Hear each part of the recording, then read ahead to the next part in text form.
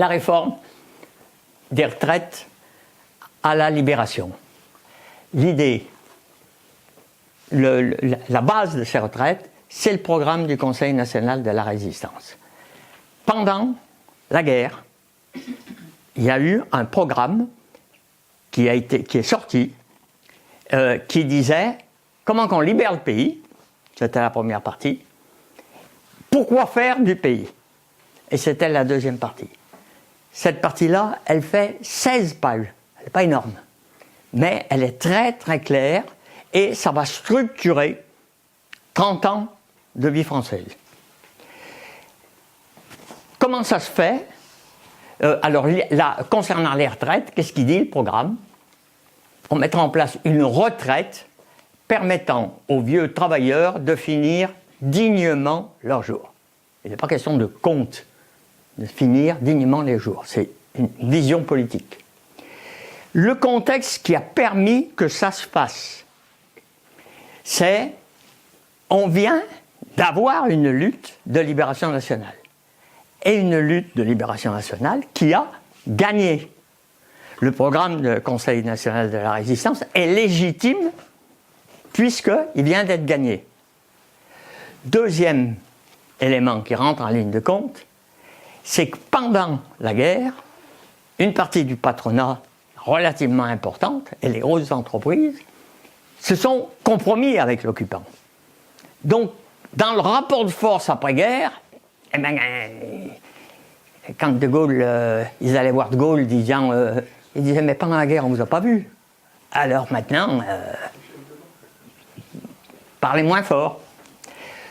Troisième chose, non c'est pas ici, c'est De Gaulle qui disait, deux forces politiques dominent après-guerre, c'est les communistes et les gaullistes qui dominent la vie politique. Et on est dans la division entre l'Est et l'Ouest du monde. C'est-à-dire que le capitalisme sait qu'il y a une alternative et que les choses peuvent basculer.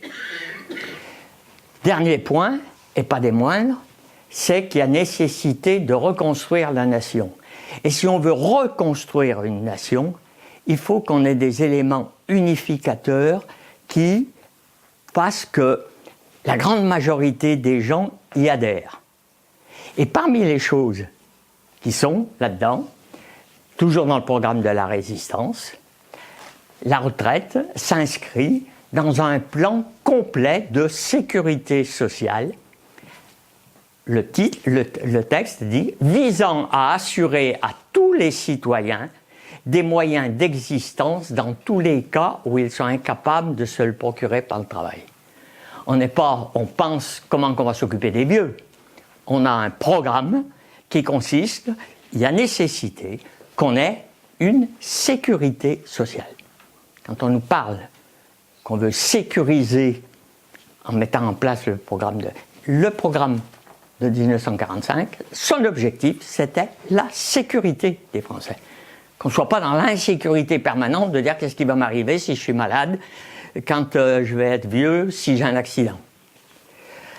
Et à ce moment-là, on décide la généralisation de la sécurité sociale. C'est à ce moment-là que se crée la sécurité sociale. Alors, la base de la sécurité sociale, on va prélever, alors c'est ça qu'il faut bien comprendre, parce que c'est là-dessus qu'on nous brouille, on va prélever chaque année sur la richesse produite une part pour mettre en œuvre ce projet politique. Vous saisissez ça. Chaque année, on a le produit intérieur brut, c'est comme ça que c'est mesuré, il y a une richesse qui est produite. Et il y a une décision politique sur la richesse qui sera produite. Il y en a une partie qui servira à la protection sociale.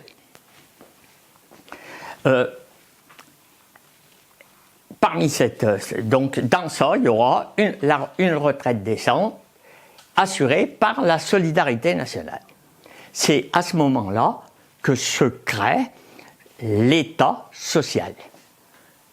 Vous voyez bien que État social, ça laisse entendre que l'État a pour fonction d'assurer une sécurité aux citoyens. Au niveau du vocabulaire, tout de suite, l'État social, on n'en parle plus, on dit on n'a plus de possibilité d'État-providence. La providence, elle vient du ciel. Ça nous tombe dessus ou pas. L'État social, il ne tombe pas dessus. C'est une décision sociale. Vous voyez, au niveau du vocabulaire, comment on va faire bouger les lignes.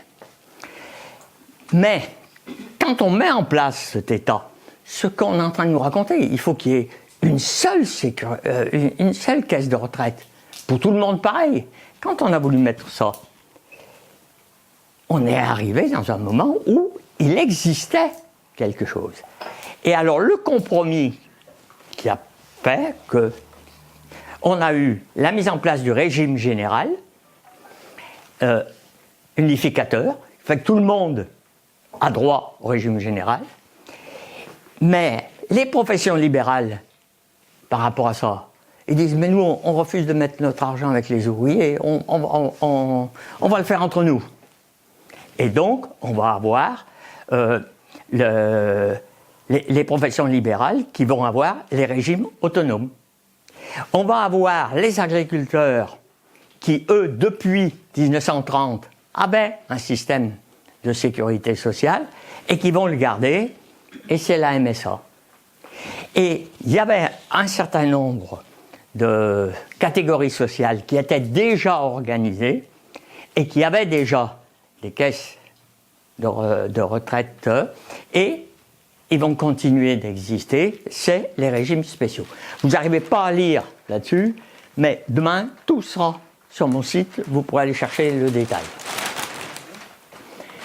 La retraite par répartition, dans le cadre de la sécurité sociale, cette retraite garantie par l'État, c'est un des piliers de cette reconstruction nationale.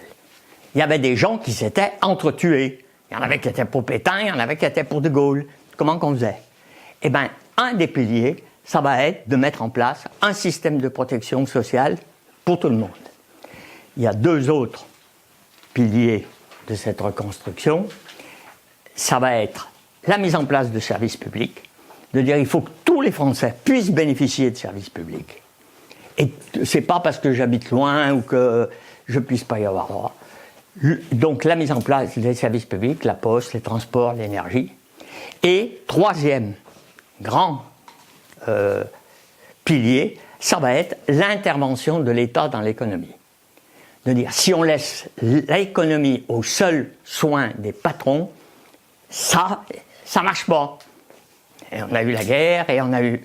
Donc il y a nécessité que l'État intervienne dans l'économie, et ça a été la nationalisation des banques, parce que par la finance, on tient le monde, des mines, des sources d'énergie, et la planification, qui consiste à dire, la planification, c'est-à-dire, dans les 5 ans à venir, on veut aller à tel endroit, on va avoir du monde qui vont y arriver, donc il faut qu'on pense les quartiers, qu'on pense les écoles, qu'on pense les équipements sociaux. C'était la planification. C'est Giscard qui le casse. Vous voyez, ça va durer quand même un certain nombre d'années. Un élément clé du contrat social d'après-guerre. Cette protection sociale, c'est un élément clé. Et le problème de nos gouvernants, c'est que les Françaises et les Français tiennent toujours à ce contrat social. Voilà, c'est ça. On peut dire la contradiction maximum, c'est que les Français tiennent à ça et le patronat ne le veut pas et le néolibéralisme entend le casser. C'est ça la contradiction première sur laquelle butent tous les gouvernements.